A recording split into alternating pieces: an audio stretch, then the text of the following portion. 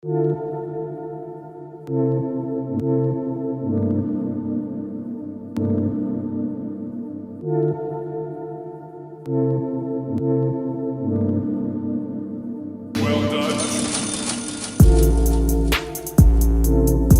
what's going on YouTube? Today we're going to be looking at another Nike shoe from their Court lineup. This is the Nike Court Legacy, and this shoe was suggested by Simon Ye, so shout out to him. This tennis inspired shoe retails for $60, and we're going to be taking a close look at the upper, the outsole, and lastly we're going to be seeing how these hold up on feet. So let's get into it.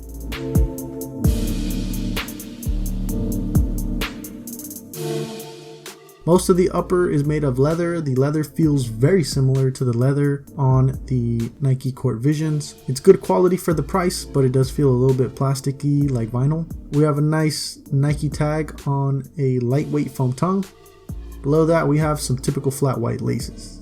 Interestingly enough, we have a canvas lining all around the shoe. It kind of feels like a welt, and it sits in between the upper and the outsole.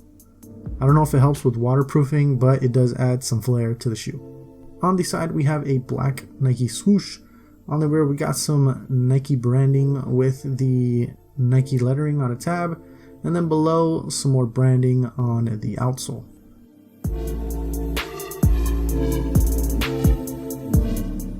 For the outsole we have a black stripe all around the shoe, very similar to the Converse.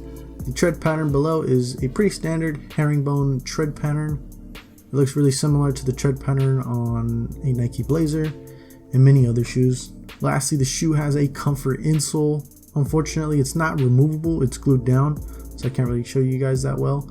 It is one of those so-called comfort insoles that I'm not a big fan of, but the one on this shoe is actually pretty decent. It's pretty well padded, it's pretty thick, and pretty well cushioned. So we're going to see how it feels on feet.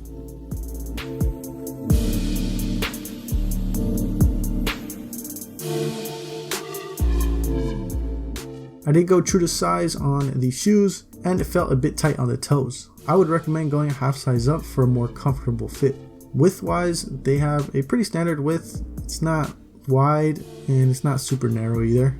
Also, these will definitely require a bit of break-in time as the upper feels pretty stiff. The shoe is comfortable on feet for what it is. The padding on the collar felt really nice around the ankles, and the insole did its job, and it feels good on the heels. For $60, it's really hard to complain.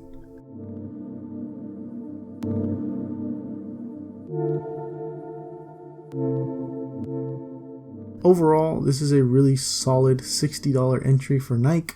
Very affordable and has a bit more flair than the Court Royale 2, but it's still very clean looking. This will definitely go with just about any fit. I would recommend these to anyone who's looking for the best bang for their buck, or anyone who just really wants a pretty inexpensive Nike shoe.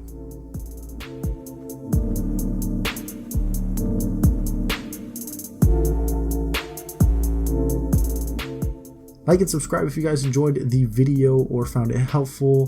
Thanks so much for watching. I'll see you guys in the next one. Also, follow me on